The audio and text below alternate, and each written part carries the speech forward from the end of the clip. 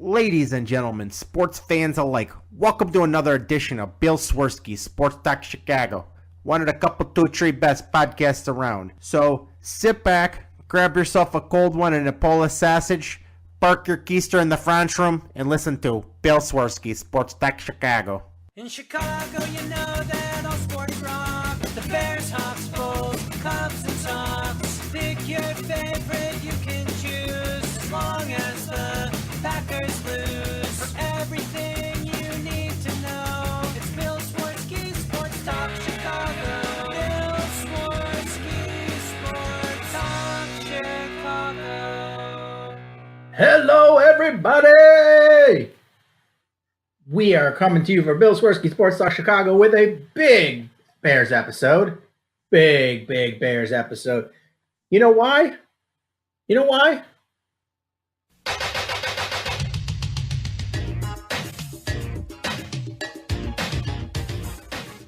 Because we've got an amazing Bears team. That's why.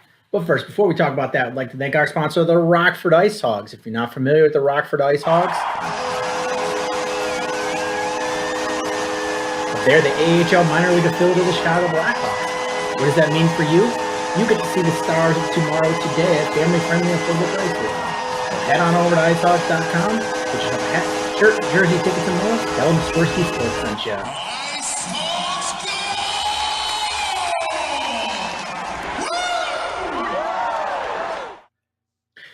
So, Alex, did you watch the game today? Of course I did. And I don't think I stood still the entire time. I'm pretty sure I wore a hole in the wood floor of my house because I was pacing around so much. I'm going to tell you this again. Second game in a row where I had no nerves. How? How did you not have any nerves? I thought my heart was going to beat out of my chest. Maybe out of my skull, too, somehow. Maybe. Because meatballs don't have any fear. Meatballs know their team is just going to win. And I'm full on meatball right now. This episode is going to be the meatballiest meatball episode in the history of this show. But you know what? For good reason. You know why? So bring on Atlanta, bring on Dallas. This is for Mike and Papa Bear Hallis. Man, you have the sound cues up. That's how excited I am. I queued up sounds. My goodness. Can I just take a moment to say it? Can I just say it? Yes. The Chicago Bears have defeated the Green Bay Packers at Soldier Field to not only eliminate the Green Bay Packers, but to clinch the NFC North. The Chicago Bears are NFC North champions, and the Packers are packing. The Packers are officially eliminated from playoff contention. Yep, there's no chance now. The Vikings won, so the Packers are completely out. My irrational fear of maybe playing Aaron Rodgers in the playoffs is all for naught. Whew. Feels good. And the Bears were able to beat the Packers in Soldier Field, where they've had remarkable trouble beating this team. And all we can say about Soldier Field is... This house is clean. Boom. Sound cues up. Oh, man, you were going to go ham on these. But yeah, I mean, the last time they beat the Packers was 2010 at at Soldier Field. That's crazy. It's so exciting. I don't even know where to start here. So we know we will not face the Green Bay Packers in the playoffs because it cannot happen. Impossible. Yes. The Vikings got a big win today, which I think it's it is not anywhere near mathematically locking them up, but based on the teams that are still in playoff contention, I think it sort of locks up the Vikings as being in the playoffs because the teams that are mathematically in contention still are the Redskins, who somehow today won a game with their third string quarterback. Yeah, that's pretty nuts. And it looks very possible that the Vikings are going to be the team that the Bears are playing. However, isn't it still possible that the Bears can overtake the Cowboys? Or wait, Bears- they already have overtaken the They are- Cowboys. they are- Never mind. Yeah, they're already ahead. Yeah, they're already So ahead. That's it's- right. And the Seahawks, I mean, it's possible that the Vikings could overtake the Seahawks, and then the Bears would play the Seahawks in round 1. True. That is true. Because the Seahawks just lost in overtime to the 49ers. Yeah, so it'll be interesting. And I know fans are still kind of holding out on the possibility of a first round bye. I'm going to say that there's probably less than a 1% chance that we're going to get a first round bye. I know the chances are technically better, like on the mathematical websites or whatever, but I really wouldn't count on getting a first round bye. Yeah, I'm going to put it this way: is the Saints, they've got to play the Panthers twice, who are just reeling, and they would have to lose both games against the Panthers, and then they'd have to lose to the Steelers for this to even possibly work. Or the Rams would have to lose against Philadelphia, against Arizona, and against San Francisco. So it's really not likely. I mean, it's just really, really not likely. Yeah, so, don't count on it. We're going to be playing the first week of the playoffs unless something really wacky happens. And, I'm sure next week against the 49ers, probably going to be resting a lot of guys, I would assume. I mean, I think they're gonna play people, but because honestly, I get nervous when you start resting guys. Is how often does that work out where you rest guys? It just usually you end up getting them rusty. Well, it's true. I do feel like if the Bears have a significant lead at halftime, then they'll rest their guys and not really worry about hanging on because it doesn't matter that much. But yeah, I mean, guys like Eddie Jackson, who had the ankle sprain, I think we can pretty much rule out the fact that he's going to be, even if he's feeling better, I think no matter what, you don't play him next week. Oh yeah, we're not going to see Eddie Jackson this coming week, and I would be shocked to see him against the Vikings too. I think he's going to be important in the postseason, and I think they're going to rest him, give him those 2 weeks off. Absolutely. And I'm looking at projects538.com. These have all the great playoff odds and whatnot. And the Bears' chances on this website of getting the first round bye are 11%. So, there you go. And I'm kind of scrolling through just looking at some of these other playoff scenarios. And here we are, make the playoffs, win the division, check mark, check mark. How awesome is that? And then I scroll way down to the bottom with the Green Bay Packers at 0. It does feel good. It does 0. feel good. And let's give them a win and win out. The chances 0. Yeah, they gone. They gone. So, a curious question. One question I'm going to ask about Green Bay, just kind of a curious question for you. Do they shut down Aaron Rodgers for the season? I don't know why you wouldn't. I think it'd be stupid to play him another down this season. Yeah, I just think, he already wasn't. There was clearly something not right with him today because he was constantly wincing. He had the knee injury the first week of the season that he played through. There's nothing to gain. It's all you're doing at this point is getting a worse draft pick if you win. Put Deshaun Kaiser in there, you lose those other 2 games. Sure, you finish behind the Browns in the standings, but the draft pick is more important. Yes, the draft pick is much more important. Get that draft pick and get Aaron Rodgers healthy for next season and don't get him any more injured. Yeah, no doubt. Just kind of going back to this whole thing. Speaking of Green Bay, it's amazing that we're sitting here right now, a few months after the Bears sustained one of the most heartbreaking losses in the history of their franchise, which nearly spans 100 years. And I am talking about that opening game of the season when Rodgers on one knee led that comeback. And it looked like it was the start of just more pain, more misery, more Aaron Rodgers greatness that we'll never hear the end of. And here we are eliminating them and winning the NFC North with 2 games left to play in the season. If you would have told me that the Bears would beat the Packers at home to win the North after that game, I would have said you were crazy.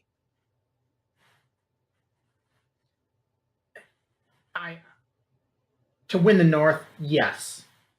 I just always had faith in this team to be competitive throughout the season.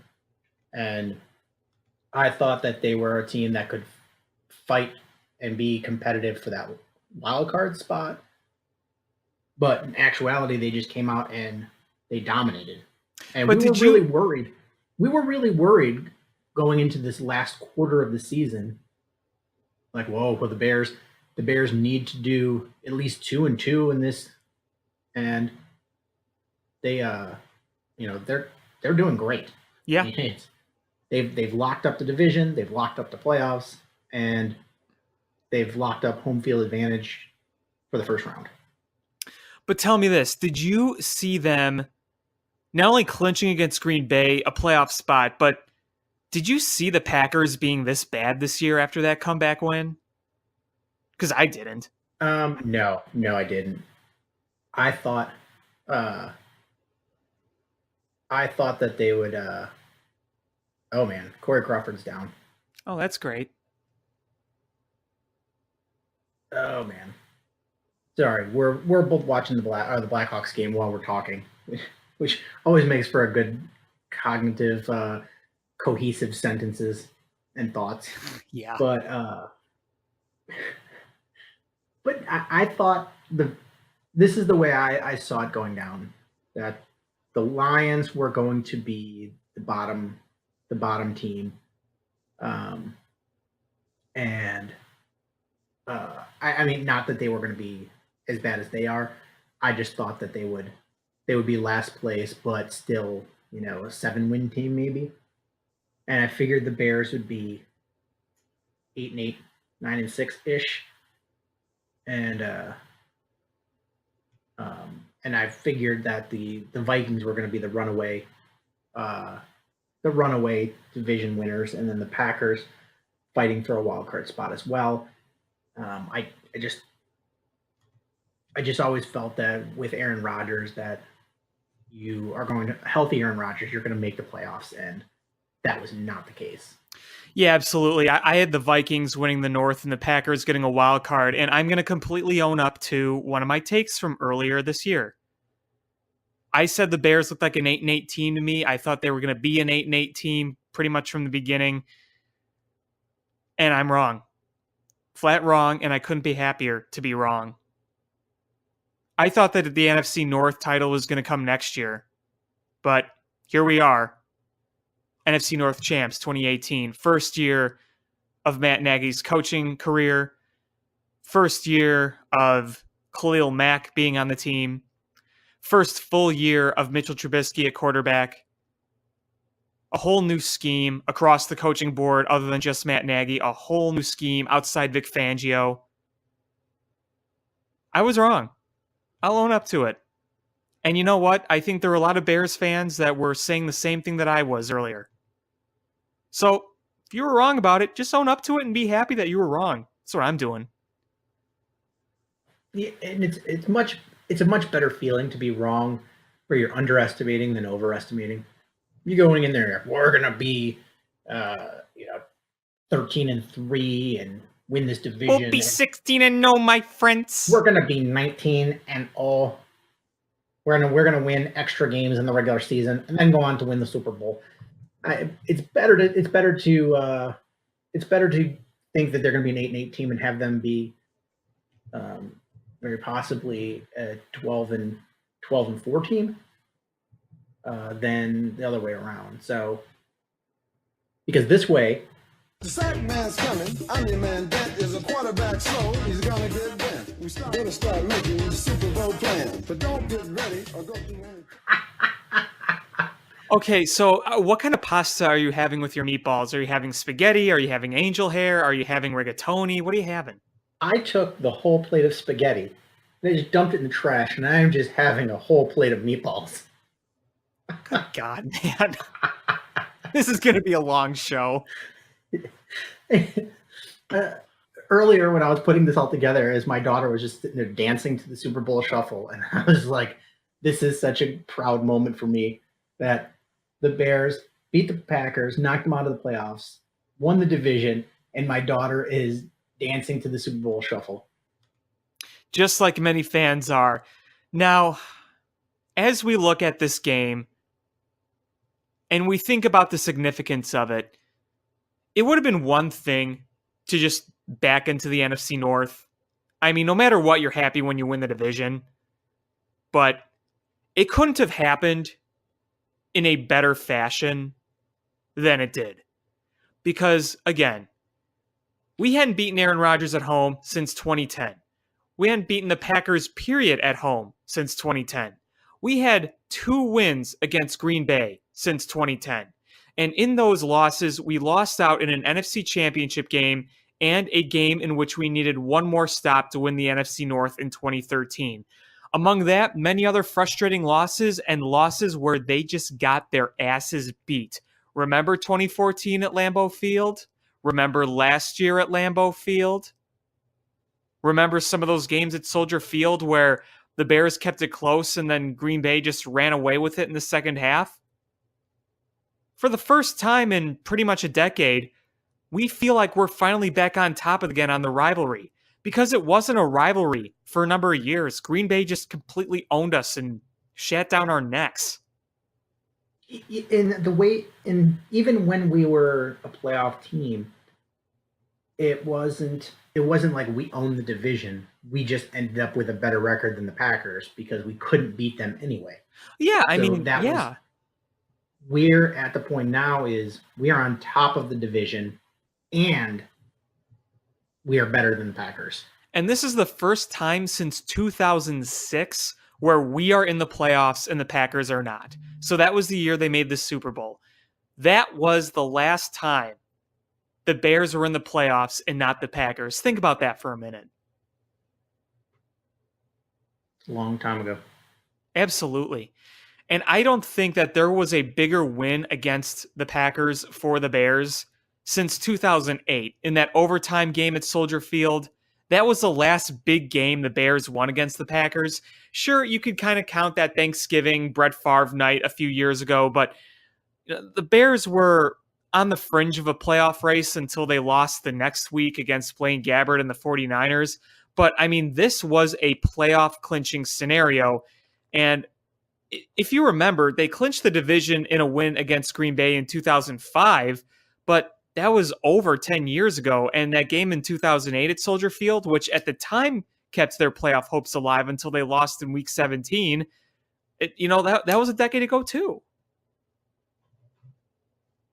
Do you remember that game? Unfortunately. No, I mean the win against the Packers in 08. Oh, in 08. Sorry. I was... yes, I do. Good times. Anyway. I'm trying to think of where I was when I watched. Because that was one of the coldest games in Soldier Field history. It was unseasonably cold. I mean... And that was the game where they blocked the field. Alex Brown blocked the field goal to force overtime, and Robbie Gould won it in overtime. Speaking of Robbie Gould, he won one in overtime today.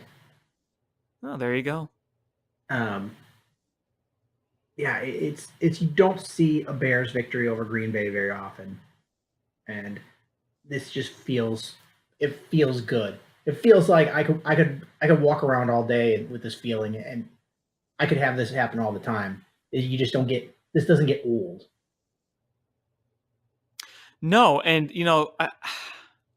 I'm not trying to be like obsessing over Green Bay right now because I keep bringing up Green Bay, but when you have been owned by them for so long, you just want to cherish every moment of it. Every single, and, you don't know if you're going to get this again because Aaron Rodgers can go back healthy next year and the Packers get a new coach, new scheme. So you enjoy it while it lasts. Yeah, I mean, it's going to be whenever somebody finally knocks off the Patriots in that division, even if it's because Tom Brady's hurt or Tom Brady retired or his arm fell off because he's old. It doesn't matter the circumstances. Whatever team it is just going to be so excited that they finally knocked off the division champion. Exactly. And I think it's also interesting to think about, here we are beating Green Bay in a big team, in a big game. And the last time they did that, nobody in this current team was on those teams. The last big win, if you count it in 2008, even if you count it in 2015, there's like nobody left from that team. So this is all new to these guys. It's always nice too. You think about when the Cubs won the World Series and all the fans were, oh, the curse. And Chris Bryant's like, we're all young. We don't know anything about this curse. Like, leave us alone. And that's kind of what, is happening now is so many young players or new players, they don't know this history of losing to the Packers. So to them, it's just a game. And there's no superstition. There's no juju or mojo or whatever. It is, they come in and they're like, well, we beat teams. That's what we do. And that's what they did. And not only did they beat the Packers, they beat them. They, won by more than the spread. That means they won by more than they should have won. Yeah, and I guess we could just kind of transition if you want to, just talking about the game itself, because I do feel like while the score was a one-score game in the end, and while it was tied later in the game at one point, I thought the Bears were, while not perfect, they didn't play a perfect game by any means, but they were still a heck lot better than Green Bay. Yeah, they were. They really were. And you're right. We can kind of jump into this game. Offensively, the Bears did enough to win, but there was they still didn't play a great offensive game. They just did enough. Right, and Mitch Trubisky today was far from perfect, but it was one of those starts where while he was far from perfect, it was kind of like the Vikings game where he came up with some pretty big key plays. So while he wasn't perfect, he did do some good things in this game while doing some not good things in this game. I think everyone can agree that the best offensive play of the game was when Mitchell Trubisky was being pressured. It looked like he was going to be sacked. He rolled away and then faded over to Adam Shaheen for that gain. It was probably the best offensive play of the game. That or the Jordan Howard touchdown run. Yeah, that was both of those were huge. You also had that 30-yard catch and run by Allen Robinson. That was big. That too. I forgot about that. The touchdown pass from Burton was a good one. The punt return by Cohen, if you count that as offense or special teams, either way, that was huge. Yeah, it was. They were all, those were big plays, and that's the thing is, if you look, the Bears came up with the big plays when they needed to, and the Packers did not. Yeah, and that's another thing I wanted to mention really quickly. Every game against Green Bay for the longest time with Aaron Rodgers, you could always check off on your bingo card or checklist, whatever you have, that big play by Aaron Rodgers where he escapes pressure like crazy, makes a ridiculous throw, and he does that several times. You didn't see that in this game. The closest thing you saw was that catch by Devontae Adams that set up the game-tying touchdown, but that was also after they got the ball at midfield. You saw a Hail Mary attempt by Aaron Rodgers that didn't work out. You saw numerous throws downfield that were incomplete. You saw some dropped passes. You did not see a lot of signature Aaron Rodgers plays in this game. You saw a lot of quick slant routes, and that's really all that Green Bay did because their running game couldn't get going at all. I think the one of the more telling things was there was towards the end of the game there was that one big pass. Was that to Devontae Adams, where it looked like he was just going to run free for a touchdown, and Prince Mukamara got that shoestring tackle, and that was a big difference between week 1 and that was today. huge. Is week 1 that scores a touchdown and changes the entire dynamic of the game, and that's a big part of what it is to beat the Green Bay Packers. Is you don't give up those big plays, and Aaron Rodgers knows where the holes in the Bears defense are, and he wasn't able to exploit those at all because the pass rush was so good, and it was the defensive backs that were much more on top of what Aaron Rodgers was trying to do than vice versa. Also worth noting, if we're just going to keep talking about defense a little bit, Khalil Mack sacked Aaron Rodgers with his back. Can we just talk about that? The back sack. Literally, with his back. It was amazing. It was really amazing. Yes. Let's backtrack real quick slightly. Is how many times are they not going to call a hold when they're just hanging all over Khalil Mack? Well, that's the other thing, too. They missed at least 10 of those. Yeah, I mean, there was one where Leonard Floyd was running, trying to catch Aaron Rodgers, where he ended up getting a sack. And when you watched him try to run away from the offensive lineman, you just watched Leonard Floyd's jersey just getting pulled by the offensive line because he just had big handfuls of it. And I'm like, how in the world is that not a because it's Aaron call? Rodgers. And I think it was Adam Hogue. I retweeted it, but I think it was Adam Hogue that pointed out that going into this game, Khalil Mack has only had one. They've only called a holding call against the guy blocking him one time this year. I saw that too. And that was week 4. Yeah, I think that just says something about his skill. That the fact that they're like, well, it's an unfair advantage if we call a hold when he's held because, there's gonna be 12 of those a game, but it's getting to be ridiculous because it's really hindering what the Bears can do sometimes because it's absolutely giving offenses more life because otherwise he would be in and have so many more sacks. It's ridiculous. Oh, absolutely. And even when he's getting held by like 2 guys, you see him just able to break it with ease. I don't know how it's humanly possible. He was abusing the offensive line. Yeah, he was abusing the offensive lineman today. Absolutely. I thought that the front 7, even though there were times when Rodgers had plenty of time, overall, they did their job, and they're probably my unit of the game. I mean, and you got to give the secondary a lot of credit, too. They made some big plays. Obviously, the Eddie Jackson interception, which kind of sealed the deal, more or less. That was a big play. But another play that I thought was really big, it was back, I believe it was in the first half, and it was a throw to the end zone. Randall Cobb was the intended target. I can't remember who broke it up, but somebody broke it up, and it was huge. Do you know what I'm talking about? Was that the one that Sherrick McManus broke up? Yeah, it was Sherrick McManus. That's right. It was Sherrick McManus. That was huge.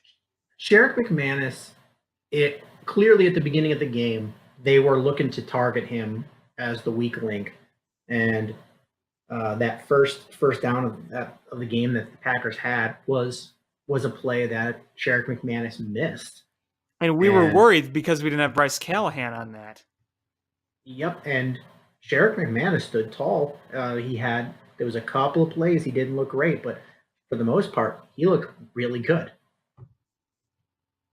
Absolutely. And I think that defensive play on Randall Cobb is bigger than maybe some of us may remember, because that would have been a touchdown. That would have been an easy touchdown. And you know what? In many previous years, I bet you that would have been a touchdown with the way Aaron Rodgers played against us. Yeah, it's the Bears had a lot of big breaks, and I mean I'm not saying that like, oh, they didn't earn it, but the Bears created the opportunities and took them away from Packers, where the Packers otherwise would have succeeded. The Bears took those opportunities away from them. Yeah, I mean, that Hail Mary attempt, it was a good play at the last minute to, get that away, because there was a split second where it looked like he legit had a shot at catching that, and then they were able to tip it away. That was big. Yeah, that made me nervous. That was one of the few times I was like, when he rolled out, I was like, oh no, he's got the arm to put that in the end zone. And yeah, absolutely. After they allowed a big run too. The separation that the wide receiver got when that ball was in the air, I was like, what? But the Bears swatted it down and just ended any threat there. Yeah. And I think one of my favorite defensive stands was after we fumbled and it looked like, oh crap, here we go again. We're giving all the momentum to Green Bay now. They just stood up, shut it down, and didn't even give Rodgers a chance to do anything on that possession. Yeah, it wasn't that was huge. Yeah, it was it was really huge. And both times that the Packers got their field goals, that was huge to be able to hold them to field goals, because this is a team that typically marches down and scores touchdowns on you. Oh yeah, for sure. Absolutely. Do you mind if we quickly shift to some of the coaching? Yes. So Matt Nagy accomplished something great today. First number of wins since George Halas's first year as a Bears head coach. But the coaching today from Matt Nagy in the middle of the game was atrocious. I just want to get that out of the way. Yeah, it was. It really was. Now, okay, I can understand wanting to fake the punt and go for a first down. That was more poor execution. But the play that resulted in the fumble, and the one that drove me the most bonkers, was third down, big third down. It was like 3rd down and 2 or 3rd down and 3. And instead of pounding it with Howard, you give it to freaking Traquan Mizell again. That drove me nuts. All right, so the fake punt. I knew it was fake punt. I don't know why I knew it. I sat down I was sitting down and I'm just looking at it and going, man, they're going to go with a fake punt here. There's no way that they're not going to go for a fake punt. And they went for the fake punt. And it was Benny Cunningham. And it was, here's my thing, is if you're going to punt, your punt game was on point today. Yeah, I've had a lot good. of criticisms of Pat O'Donnell over his career and this season. The last couple of weeks has just been on target. And this game, he had already had 2 punts within the 5. So I was very comfortable with him punting and giving the defense where, hopefully Aaron Rodgers had him go 95 yards. You feel confident your team's going to stop him. And I'm fine if you're Bears and you're lining up your offense and you're going to go for it on 4th down. I'm fine with either one of those. I'm not fine with the fake punt, because your special teams hasn't been very good this year. And it was, not only was it ended up being a bad call, but it was the personnel that you had. It goes to Benny Cunningham, who has been relegated to the fourth string wide receiver on a team that doesn't really run the ball. We forget he's even active and- sometimes these days. Yeah, I honestly forgot he was active. And then you ran it to the side where it was all defensive players and not offensive players. Yeah. Is have that go, the direct snap go to the other side. Like, if that's what you're going to do. But I would rather they just lined up and ran it. Jordan Howard, how many times did he get stuffed today? Not very many. He, for the most part, fell forward for positive yards, which has been something you couldn't have said that many times this season. But today, he seemed to fall forward when he fell. And he just, pounded it forward. I just pounded. Yeah, even when he was getting met right away by defenders, he was still able to leg a few yards. Yeah. And so I just didn't understand why you didn't do that. Or have they even run a quarterback sneak yet this season? They may have, but I don't know. I don't think they have. I mean, they've had the quarterback run a lot, but I don't think they've actually run a traditional quarterback sneak.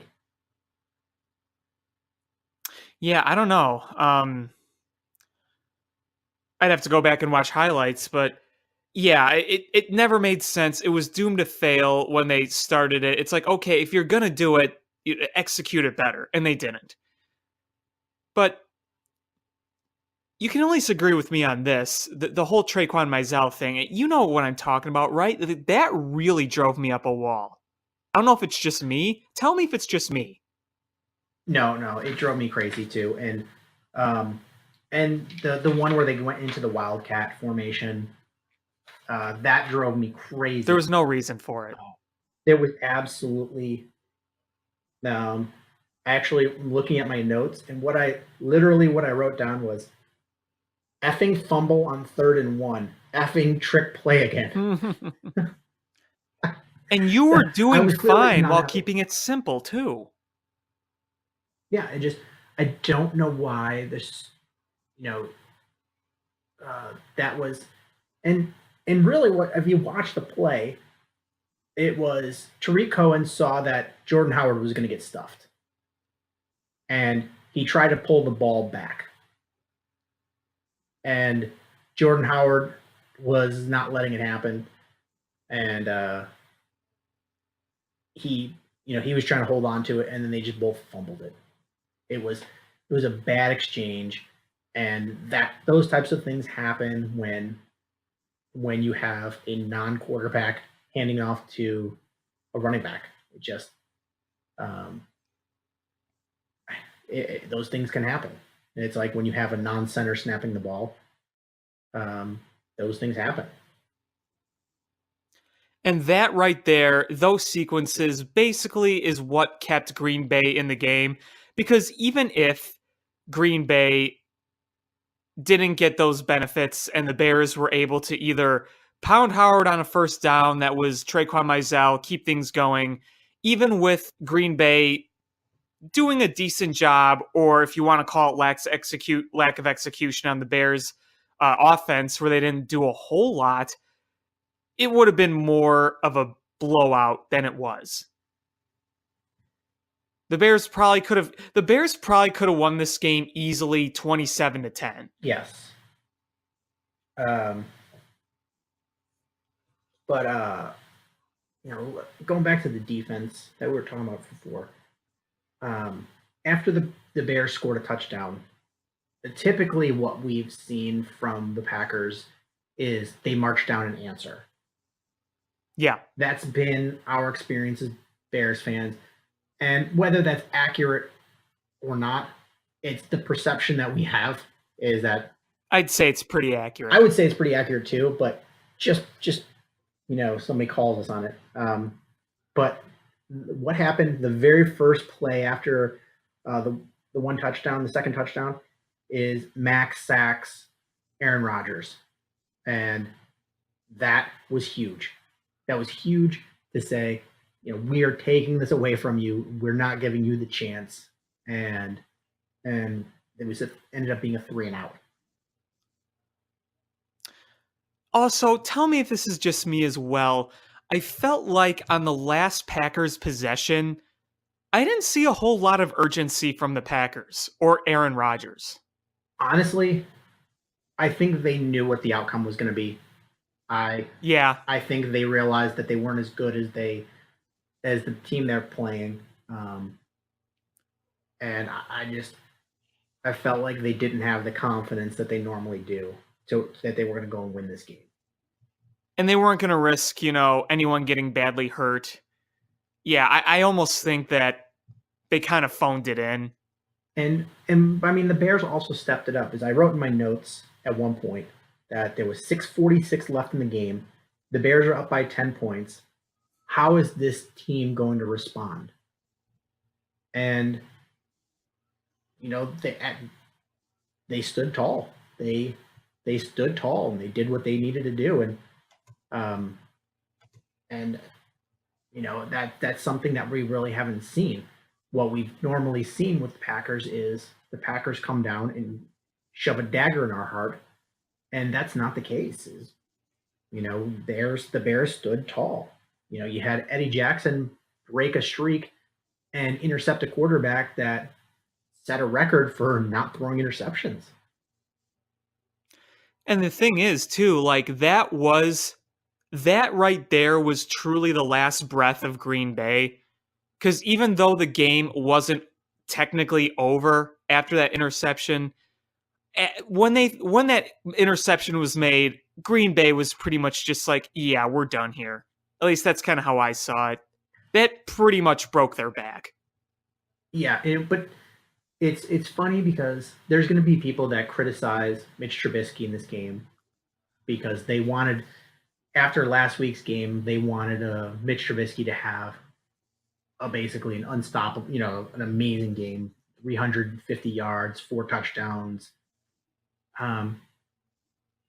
But Mitch Trubisky outdueled Aaron Rodgers. Yeah. Threw for more yards, threw for more touchdowns, made some big plays in the pocket. And threw less interceptions.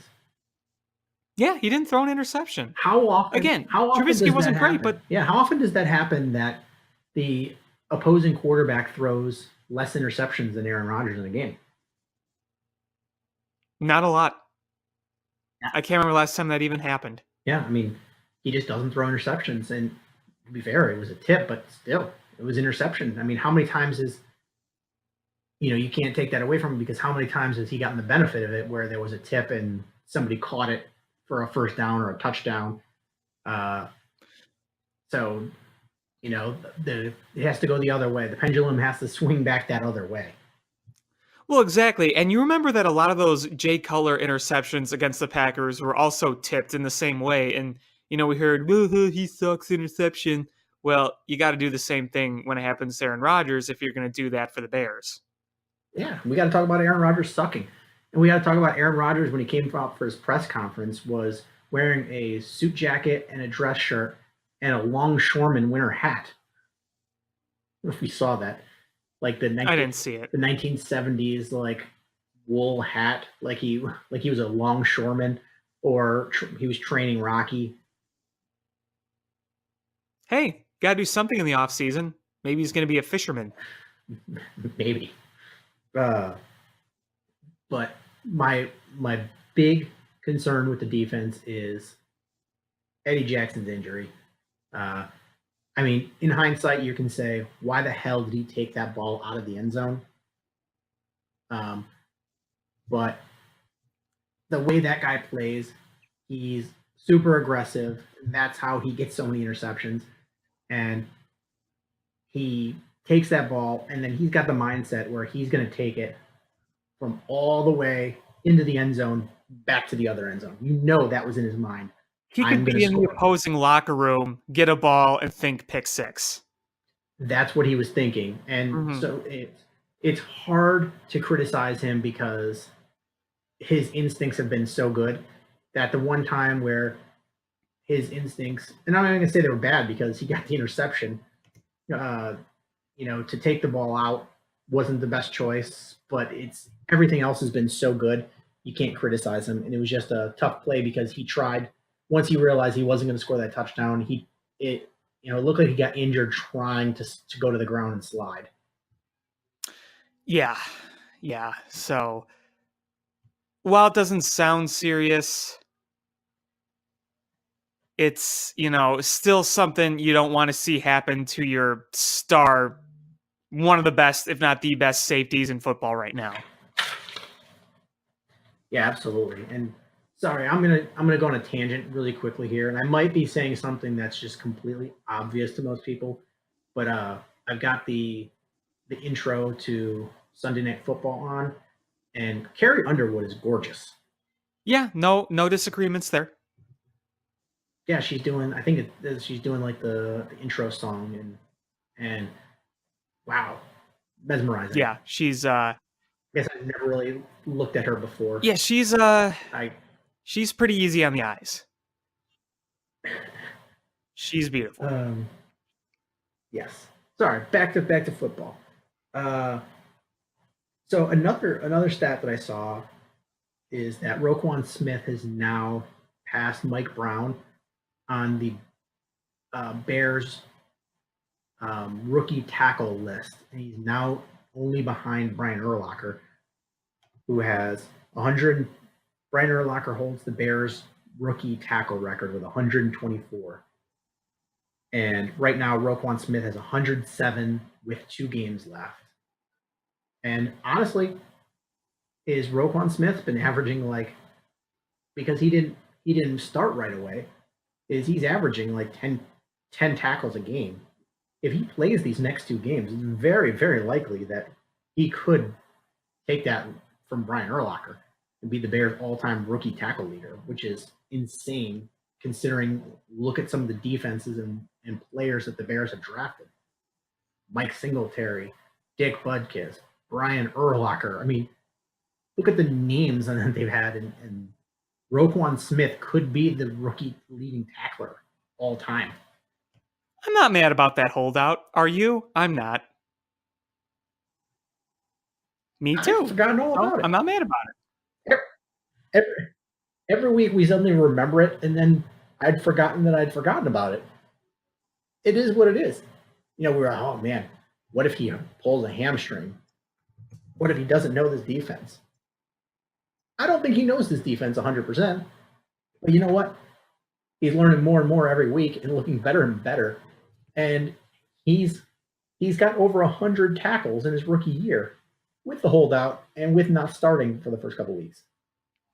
Remember when they sat all those guys in preseason too? How many? Yeah. How many snaps did Roquan Smith take in that first Packers game, week 1? Like 7, 6? Yeah, he was on a pretty small count, and I remember on the show after that game we were saying, "Where the hell's our first round draft pick?" Oh, yeah, here he and is. They've eased him in, and he looks fantastic. It's crazy to think how good of a linebacker Danny Trevathan is, and you just don't hear his name because Roquan Smith is the best linebacker, the best inside linebacker on this team. Yeah, he's just getting started. That's the exciting thing. He's just getting started. Yeah, I kind of like this, in the first round when you take a safe pick in the first round and then save your projects and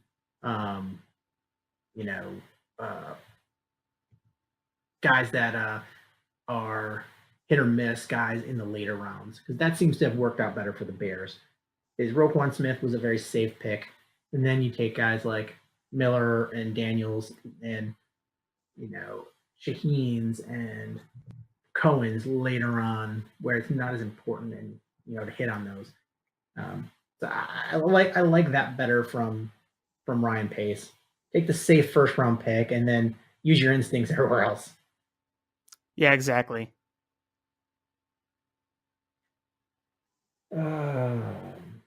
What else? Um, Well, offense. Oh, sorry. Go ahead. okay, I'll just say this really quickly. This isn't really anything that happened on the field. I just wanted to mention this before I forget, even though it's hard to forget. Man, was that Soldier Field crowd amazing or what? They were absolutely rocking. Like, you could see the It camera was shaking. awesome. Yeah, it was awesome. Part of me wanted to go down and just drive by the stadium to hear it, but it's too trafficy and cold for that because I don't live that far from the stadium. Oh, I know.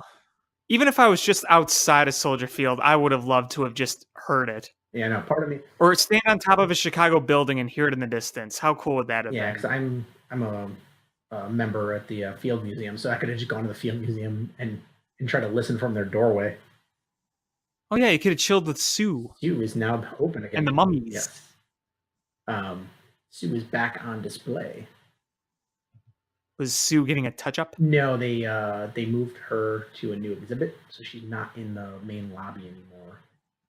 They put a bigger dinosaur there, so she's in another wing that they were building around her. So you could like peek in and see her through like a peephole, but now she's back on display. Oh, good.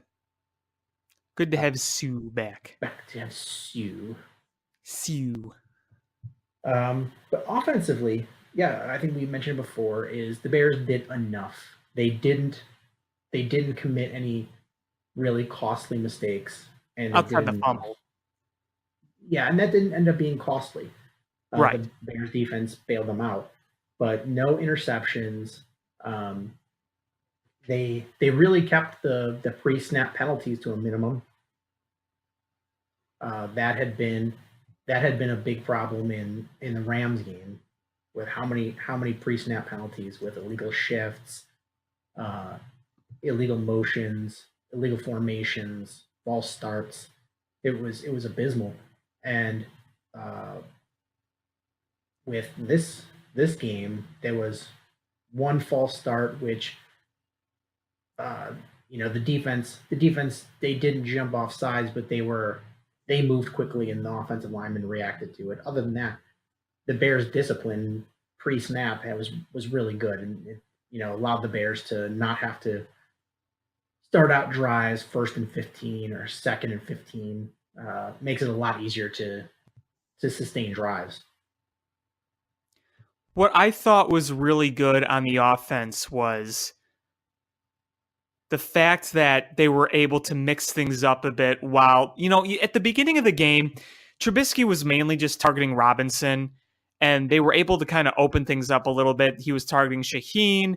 He was using Tariq Cohen, Jordan Howard, and he even used Jordan Howard once as a receiver, which worked out really well. So at least they were spreading things out a little bit, even if it didn't always work out, but they were at least starting to spread things out a little bit as time went on. So I was kind of glad to see that. Yeah, to support that, the Bears had completions to 8 different receivers in the first half. In the first half, there was 3 to Allen Robinson, 3 to Cohen, 2 to Burton, who was quiet passes to Burton because I don't remember them calling his name until those drops. Taylor Gabriel had 1, Jordan Howard had 1, Shaheen had 1, Bellamy had 1, and Taquan Mizell had 1. So 8 different receivers in the first half. Yeah, so I like the spreading out of the ball. I also like that you were able to utilize Jordan Howard early. You were able to get him going right away, because I think a lot of people could agree that Jordan Howard in the run game was going to be pretty key in this game, and you established that early. He had some nice runs early on, burst through the middle, and then got that first touchdown. So that was important. Yeah, I mean, I was bummed that they saw that there was definite running lanes for him, and he was getting positive yards every time he touched the ball. It wasn't like stuff, 10-yard gain, stuff, 6-yard gain. It was consistent, and they just stopped going to him. He ended up with 60 yards rushing. He ended up with exactly 60 yards rushing. And you just felt like they should have pounded the ball more. And that's what drove me crazy on that 1 third down run that set up that fake punt. Why wasn't Jordan Howard the guy for that? Why was it Traquan Mizell?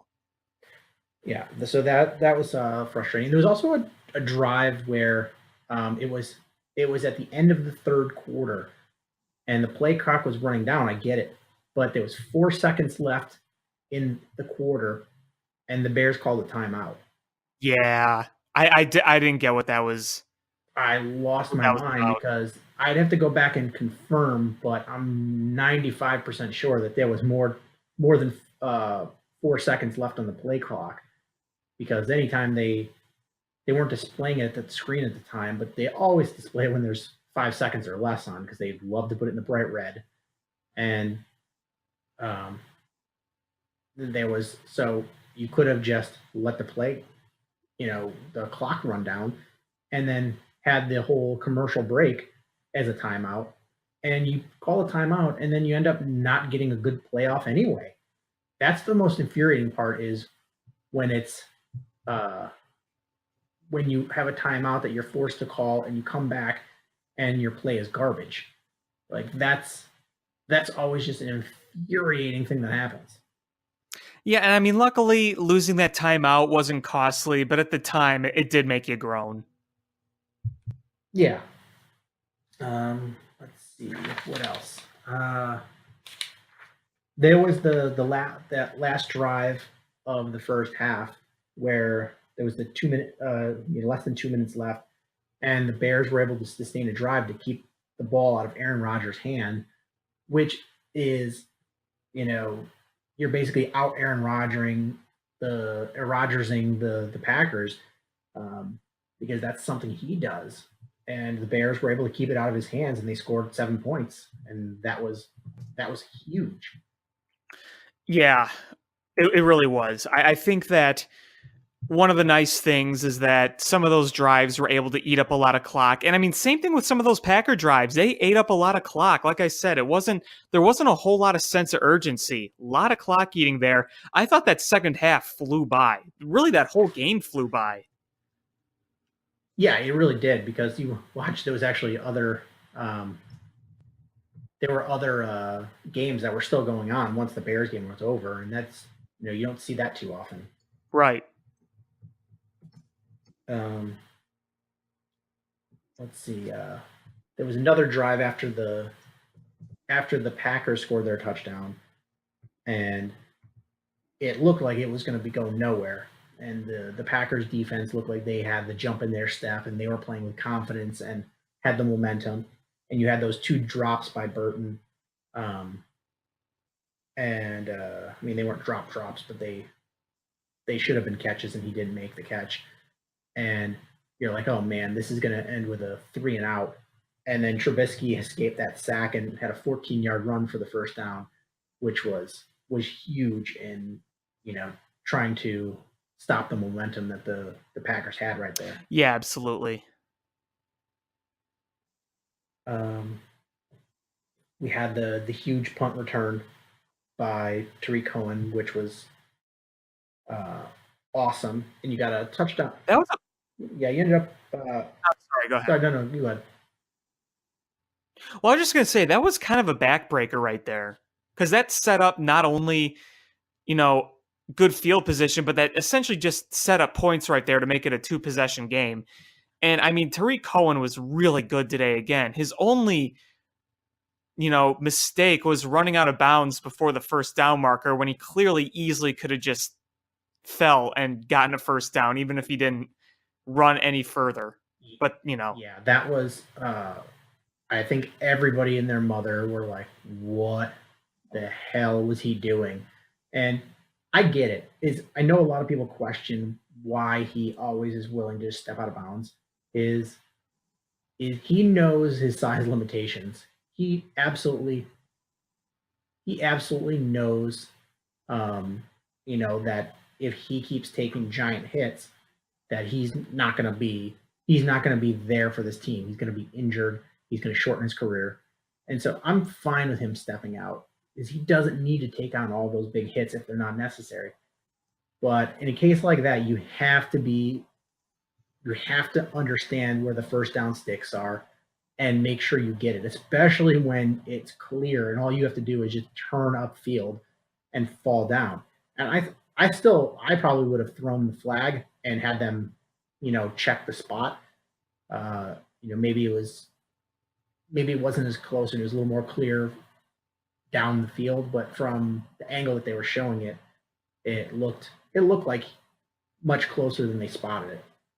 Yeah, for sure. I think that honestly, what I would have done if I was Cohen, I would have just quickly gotten that first down and then just, like you said, fell down, because even if you would have scored, you would have been up 2 touchdowns, and you would think that would be pretty safe. But at least there, I was hoping he'd just get a first down, and then you could get fresh set of downs and then kill the clock even more and then punch it in the end zone. But I mean, luckily at the end of the day, it didn't really matter, but that was just something I noticed.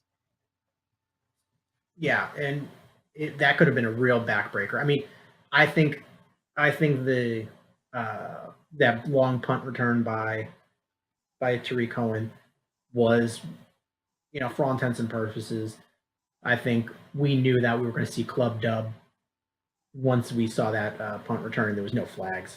Yeah, I mean, the interception, like I said, was like the last straw that broke the camel's back, but that punt return pretty much took a giant knife to the Packers' sail and just ripped it. I mean, it was another punt return that helped them set up the touchdown to Burton. There was a nice punt return there. I mean, it wasn't a huge one like the next one, but it was a nice punt return. And then you had the 10-yard holding penalty added to it and gave the Bears really good field position. And the Packers had 2 defensive penalties that really helped keep the Bears drive alive. Yeah, was that the one with the excuse me? Was that the one with the one that Anthony Miller brought back?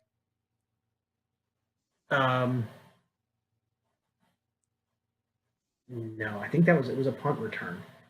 Well, wasn't Miller on the punt returns? No, Miller's on the kickoff returns. Oh, right. Oh, it was a punt return. Okay. Yeah. And so, the special teams, the special teams gave it and then they took it away with they had some nice returns and nice field position. And then the stupid 4th down fake punt. Yeah, I'll just forget about that. Put it out of my memory. So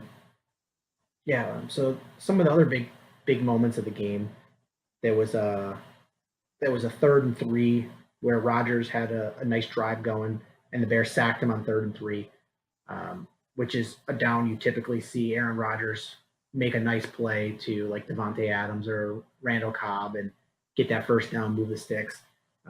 Matt got a sack on 3rd and 3. There was a 2nd and 17 that the Bears had, and they got a 20-yard pass to Allen Robinson to get the first down. You mentioned before there was the Trubisky where he escaped the sack and rolled all the way to the far side of the field and got a 23-yard pass to Adam Shaheen on 3rd and 7. And then there was a play by the Packers that I just didn't understand. It was they had a 3rd down and it was about 3rd and 4, and they tried to run for the first down against the Bears. I just thought that was the dumbest decision. Did they watch the film on this team? How stout they are against the run when it really counts? And Aaron Jones was hurt. They came up short, and all day long. I mean, as a Bears fan, I was happy about it, but just for the life of me, could not figure out what was happening there. Yeah, I know what you're talking about. So, I mean, as far as these Packers go, where do they go from here? Joe Philbin is not the head coach that you want going forward. No, they're going to hire somebody else. Who are they planning to hire? I think they're going to hire this guy, Kike McMarthy. I think that's who they're going to hire. Hopefully, John DiFilippo is available if they want to hire him. Yeah, Vikings let him go, and look what they did. 34 points, I think. They I don't know if ran that the was the ball. final score, but I think the score was like 41-17. oh, was it 41? The last time I checked, it was 34, and they were clearly going to win. But okay, there you go. Yeah, but Kike McMarthy, this guy's got a Super Bowl on his resume. He's very familiar with Green Bay's offense. Knows Aaron Rodgers pretty well. So, maybe they go with Kike McMarthy. He's got this great curly mustache that he applies every morning. It's like one of those stick-on things. And he talks with a fake British accent to hide his very heavy American accent. He's the Wario to Mike McCarthy's Mario. It's me, Mike McCarthy. Mike McMarthy. I eat the spaghetti at the buffet. Oh my goodness. Yeah, I don't know what they're going to do. You have to feel that they're going to go with an offensive guy. I think John Fox is available. Oh my goodness. If they went with Foxy, that would be hilarious. I just want them to make the absolute wrong decision. Oh, Mark Trestman, too. He may be available. Oh, man. And Terry Shea could be the offensive coordinator. Here's an interesting question. What's Dick Duran up to these days? Nothing. There you go. He's just chilling. He's just chilling. Dave Wanstead's too busy doing Chicago sports radio cameos, so I don't think that's an option. So, when we're talking about interim head coaches, is Greg Williams is the current interim head coach for the Cleveland Browns. And he is now coached they played yesterday. They played a Saturday game. As of yesterday, they have played 6 games. He's 4-2 in 6 games as the Cleveland Browns interim head coach. They have won a combined, I think, 6 games since up until his tenure started, since 2015. In 2015, they won 3. They won 1 in 2016, 4 total. None in 2017. That's 4 over 3 years. And then they won 2 up until that point. So yeah, they had 6 wins in that entire time up until Greg Williams became the interim head coach. And now he's 4-2. I think that bodes well for him becoming the head coach of this team. Yeah, it's possible. It's possible. I don't think they'd hire anyone. I think they'd like to hire someone that at least had some experience coaching as a head coach. Yeah, so I like the direction the Browns are going. I really do. They've got a good, young quarterback in Baker Mayfield. They've got edge rushers that are doing well. They are playing solid all around. The future's bright for them. I have another idea for the Browns, and tell me what you think about this one. You ready for this? Yes. Jew Haxon. What do you think of him? He would be a great head coach. He wears a Santa beard every day. Who is available for the Green Bay's open job? Lovie Smith. Oh, but he's got his ties to Illinois, man. He does, but he could bring his big gray beard all the way to Green Bay. Honestly, his current day look with the big gray beard would fit in more with Green Bay than it would here in Central Illinois. I want to see him bring back the stale cover too. Yeah. This was great in 2005, Lovey, but Yeah, time in football went right by Lovey. He's well past him because Illinois sucks, and he has not turned that team around at all. But I feel for him though, because what can you do when you have so little talent? I mean, that's the thing is they figured he would go and be like, look at me, what I did with the Chicago Bears. I'm gonna do that for your son, and he'd have some sort of cachet that way.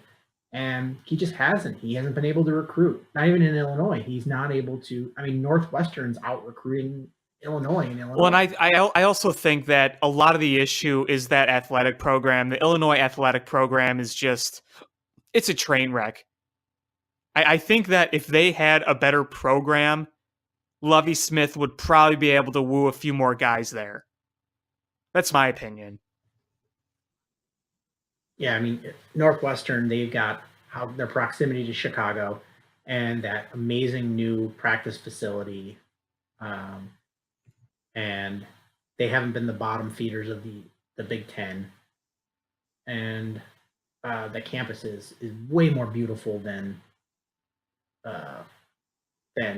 U of I's campus. As much as it annoys me, yeah, I mean, they got a lot going at Northwestern, and as much as I love U of I, it just kind of sucks that it is in the middle of nowhere.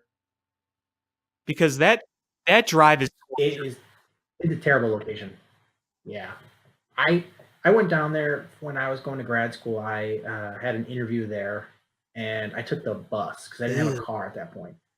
And it was a brutal bus ride. It's torture driving there. Like, I got off that bus and I was like, not coming here. And they wooed me. They wanted me to come, and I was like, nope, I can't deal. Like, that was miserable. I can't. Because my brother went there, my mom went there, and when my brother went there, we would go out down and visit him, and it was always fun when we were there. It was always a great time being in Champaign-Urbana, but I always dreaded those car rides. Yeah, I don't have any ties to it other than living in Illinois most of my life. I grew up a Michigan fan because my dad is a diehard Notre Dame fan. And so just out of, either you root for the team your dad does or you pick the polar opposite team. And so I rooted for Michigan because they were, when I was a kid, NBC played every week the Notre Dame game was on NBC, and every week the Michigan game was on ABC. So Illinois wasn't on every week. So every week I could watch the Michigan game. And so they're about equivalent distance from, from my house. They're both 3 hours away or so. So I was like, I just had an allegiance to University of Michigan, and no ties to U of I. And then as undergrad, I went to DePaul, so I'm a Blue Demons basketball fan, and they don't have a football team, so no football ties to my alma mater. And then I went to grad school at University of Pennsylvania, and you know what? I'm not rooting for an Ivy League football team. Sorry. So you can't get up. You put a lot of thought into those big Yale games. I did. It just sort of stream of consciousness. So what's ahead for the Bears? What are we looking at here? Immediately we've got the 49ers game. And the 49ers, they're not a good team by any stretch, but they haven't been a pushover either. I'm not really worried about it now that we've clinched the North. My main thing is just don't get hurt. Anyone who's playing, just don't get hurt. Yeah, I'm in that same boat. It would be nice to. I don't know which. Is there anything that's advantageous for the Bears to be in either the third spot or the fourth spot? Not really. You have home I field. mean, That's whatever. more than likely is it's going to be the Seahawks and the Vikings are the wild card teams, and you beat both of those teams already. So it's not like, oh man, you don't want to face this team or that team. Um, and I I think I think you might have already wrapped up the third seed. Uh, because the best the Cowboys could do is tie, and I think the Bears have the first tiebreaker against them. Yeah. So I don't. So I think the worst they can do is the third seed anyway. So there's odds are they can't move up, and they can't move down. So it's so yeah. I mean, really out of anything. So yeah, you don't really need to play these next two games. These are just stay healthy games. Geez, it really is a worthless games. Yeah. So, that's why next week against the 49ers, I am just going to completely relax and just watch some Bears football stress free. The one cool thing that could happen is the 49ers game, it could be where we start seeing stuff we've never seen before, where they open up the playbook a little bit, try some stuff out, because it doesn't matter. It's gonna be like a glorified scrimmage, because if you throw an interception, man, you're just gonna go back and watch the tape and you're gonna see what worked, what didn't, and it doesn't really matter. And that last game against Minnesota, odds are that's probably going to be your first round opponent in the playoffs anyway. So do you really want to show them anything? Is you're probably going to play really vanilla. You're just going to go out there and play your vanilla defense and then bring things forward. So if you do open up your playbook against the 49ers and then you play vanilla against Minnesota, that puts a brand new offensive coordinator for the Vikings in a weird spot where he's like, what the hell are the Bears going to do? Because, they went vanilla in this game against us. They went off their normal playbook against the 49ers. Is what the hell are we going to expect in that first round of the playoffs? Yeah, absolutely. But playoff wise, is we guaranteed a first round at home, and Soldier Field is going to be rocking. You've got arguably the best defense in football, so it's going to be a tough road for anybody to come in here and beat the Bears. I mean, I'm not saying it's impossible, but it's a tough road for sure.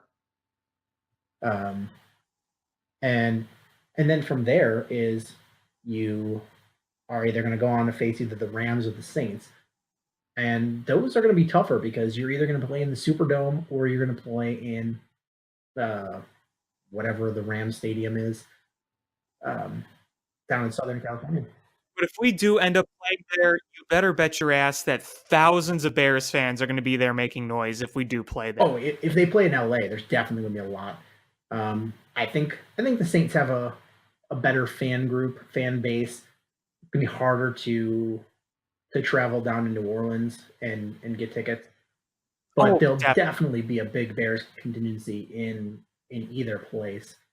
But I mean, honestly, in LA, I think they could outnumber them. We've seen that thousands of times in LA where they just get outnumbered. Well, I mean, we remember from the beginning of the season when the Chargers and the Rams were playing to empty stadiums. Yeah. But the beautiful thing is, sure, those are going to be tough games, either one of those. But the old adage is defenses travel well. And as long as your offense can, not put you in tough spots, those defenses, the Bears defense, they can really clamp down. We saw that the Saints, they got held down against the Cowboys really well. And then the Tampa Bay Buccaneers held them in the first half really well. And that's a Tampa Bay defense that the Bears put up, 48 points on? Mm-hmm. And we already know what we could do against the Rams. I mean, to be fair, it was in cold Soldier Field, but we know what we can do against them.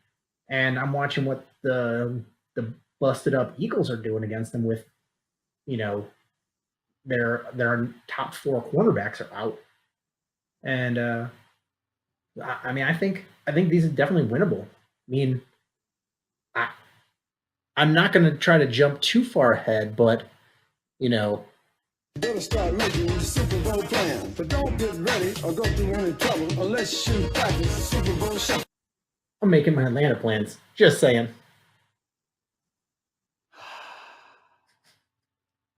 Mamma mia. That's a spicy meatball. Seriously, you might be king of the meatballs today. You are dousing yourself in marinara right now, my friend. My wife and daughter came in at the end of the game, and I was like, "Who wants to go to Atlanta?" And my daughter's like, "Me, I do." And I was like, "You want to watch the Bears?" She's like, "Yes, I want to watch the Bears in Atlanta." I was like, "Yes." You are spreading meatball culture. I'm trying. around. I'm trying. I want meatballdom everywhere I go. You were not alive during the '85 season, but it was an entire. I mean, it wasn't just the city. It was within like a 2-hour radius of Chicago. It was nothing but meatballs walking around. It was just everybody was a meatball. I remember my mom and I went to Kmart, and we were walking out, and like a Kmart employee just walked up and handed me a Bears pennant and a like one of those giant like buttons, like the not the little 1-inch pins, but like the big ones that's like the size of a saucer, and handed me a giant Bears button, and it was just like, "Go Bears!" And I was just like, "This is awesome." It was just everybody walked around like this. That's awesome. It was nothing but meatballdom. Because, I mean, when they went to the playoffs, there really was, I mean, it wasn't like there was, nerves. Everybody just knew that the Bears were going to win. And they shut out, like, through the entire NFC playoffs, they just shut everybody out. Yeah, So the Giants and the Rams. Yeah, so it was just like, well, this is what we do. This is who we are. And we are meatballing it up. I mean, we had the Super Bowl shuffle. We had that for weeks and weeks before the playoffs. So we were just like, man, we already won. We're going to win the Super Bowl. Didn't they do that after the loss against Miami? Yep. Like, it was released after the loss to the Dolphins. Sheesh. So yeah, people your age do not even know the extent that Chicago can be meatballs. Boy, boy. Yeah, we all just became Italian. It was just like, hey, you're a meatball. Well, you know, it's You're funny. a meatball too. Those kind of people are known as meatballs, but they talk like this. It's true. Yeah. Hey, the Bears. I mean, the super fans wasn't really even a skit. It was just they might as well have just recorded anybody having a regular conversation about football in Chicago. Yeah. So yeah, I'm gonna get you on board the meatball train. Oh boy. All right. I guess I can't resist at this point. You can't. I mean, it's telling you, it feels good. It feels good to sit down and watch a game and just go, my team's gonna win. I know it. And not have to pace back and forth and have your anxiety go through the roof and get an ulcer. It feels good. I would love that kind of trade because I'm the one who panics, worries so much so that if the Bears were up 50-0 against the Packers with a minute to go, I'd still be nervous. Yeah, I mean, you can test it out next week against the 49ers where there's nothing to be gained or lost in that game. Oh, I am so excited for that game just to relax and watch with no nerves whatsoever. Yes, I mean, here's what you need to do: is go out to the store, get the biggest bag of your favorite flavor of Doritos. Mine is spicy nacho, and Excuse me. what's that? Excuse did you just slander spicy nacho? No, I said that is my favorite flavor of Dorito. Oh, okay. So you pick your favorite flavor of Dorito. I said mine is spicy nacho. Oh, I thought you said minus. Oh no, mine I'm is spicy nacho. Okay, right on. Me too. Put your feet up, sit in a comfy chair with your feet up, and just eat your chips. Maybe even get some queso dip, and just eat your chips and watch the game and go, this feels good, to just watch as an actual entertainment rather than, some sort of anxiety inducing must win situation. You know what I may also do? Because Doritos also sound good, but you know what I want to have on the side with that? I may have some Whitey sliders. That sounds kind of good. Yeah, with the big bag of onion rings. Oh, yeah. Because you know what? Look, I love French fries more than the next guy, but when I go to White Castle, I get the onion rings on the side because those onion rings are fabulous. I'm a vegetarian and I've rediscovered my love of White Castle because now they have the Impossible slider. And so I've got the app on my phone now and I've got my order saved and I just click the button and I've got a White Castle that's literally 1.0 miles from my front door. And I just roll through the drive-thru and pick up my order that's already paid for with the app. It's amazing. Boom, there you go. That sounds awesome. And you know what I think they need to do? They just need to do an onion ring French fry combo box. Wouldn't that be awesome? That would be the thing. Yeah. Just do a combo box. Best of both worlds. Is like, I always love when you order one, either onion rings or fries, and then you get a few of the other in the bottom of the bag. It always happens. It always happens. My friend used to do a comic strip, and it was like it's based loosely on his life.